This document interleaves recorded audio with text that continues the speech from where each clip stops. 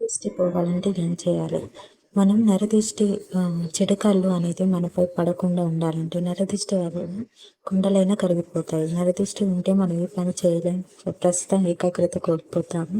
మనం అనుకున్న ఏమి సాధించలేము. ఇతరుల చెడు అనేది మనపై పడి అలాగే ఆ నరదిష్టి అనేది మనలో ఉండిపోతుంది. దానికి చక్కటి పరిష్కారం ఏమిటంటే ప్రతి మంగళవారం మరియు శుక్రవారం రోజున సాయంత్రం సమయంలో ఒక నిమ్మకాయను తీసుకొని దాన్ని ఇంటి గడప మీద పెట్టి కత్తితో సమంగా 2 ముక్కలుగా కోసి వాటికి కాస్త పసుపు కొంచెం సమానంగా కోసి వాటిని ముక్కలుగా కోసి వాటిని కాస్త పసుపు కుంకుమను నిమ్మ ముక్కలను పసుపు కుంకుమ నిమ్మకాయలకు నిమ్మ ముక్కలకు వేసి గుమ్మానికి 2 వైపులా అలంకరిస్తే ఇంటికి ఉన్నటువంటి నరఘోష, నరపీడ, నరశాపం, నరదృష్టి, నకారాత్మక శక్తి అన్నీ తొలగిపోతాయి అన్నమాట.